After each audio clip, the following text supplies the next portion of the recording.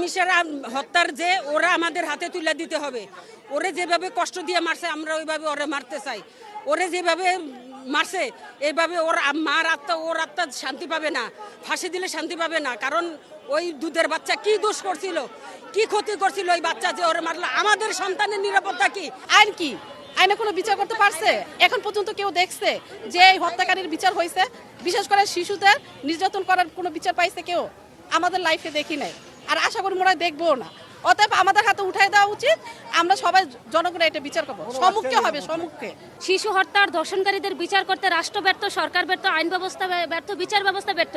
সেক্ষেত্রে আপনারা আসামিদের, যেহেতু আসামি নিজে স্বীকার করছে, তাকে হাতে নাতে ধরা হয়েছে, সে জজের সামনে এজলাসে দাঁড়ায় বলছে আমি খুন করছি, আমি ধর্ষণ করছি, তাকে 10 দিনের রিমান্ড দেওয়ার কোনো প্রয়োজন নাই, তাকে আইনের হাতে তুলে দেওয়ার কোনো প্রয়োজন নাই। তাকে এখানে নিয়ে আসেন, তার বাবার সামনে, তার মার সম্মুখে প্রকাশ্যে তাকে এখানেই খুন করা হোক, এখানে ফাঁসি করা হোক, জনগণ বিচার করুক, ওর মা বাবা বিচার করুক।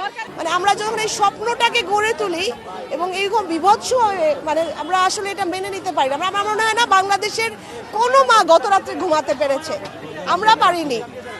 আমরা সর্বোচ্চ কঠোর শাস্তি চাই এখানে, এবং এটা আমি জানি আমাদের আইনমন্ত্রী অলরেডি বলেছেন, প্রধানমন্ত্রীর পক্ষ থেকেও এটা বলা হচ্ছে যে এইখানে দৃষ্টান্তমূলক শাস্তি হবে। প্রশাসন যারা এসছেন এখানে তারাও নিশ্চিত করে গেছেন, এবং এত বড় নৃশংস ঘটনা যেন বাংলাদেশে আর না হয়। সামাজিকভাবে যেন প্রত্যেকটা সমাজে আসলে সচেতনতার দরকার।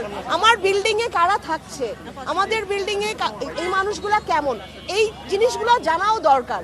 যেইখানে যেই গ্যারেজে কাজ করে, এই গ্যারেজটাতে আসলে কি কাজ করতো, এই জিনিসগুলো ওনাদের পক্ষ থেকে, যে বাবা মার পক্ষ থেকে সব কিছু আসলে যেন আমরা বৃত্তান্তটা বের করতে পারি, এটাই তাদের দাবি।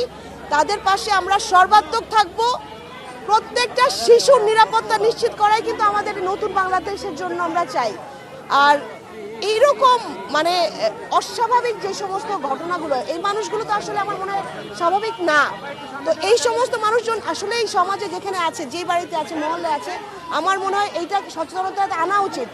এই একটা ঘটনাগুলো আর কখনো অ্যাকসেপ্ট করা যাবে না। আসলে আমাদের পক্ষ থেকে এটাই, কঠোর শাস্তি নিশ্চিত করতে হবে।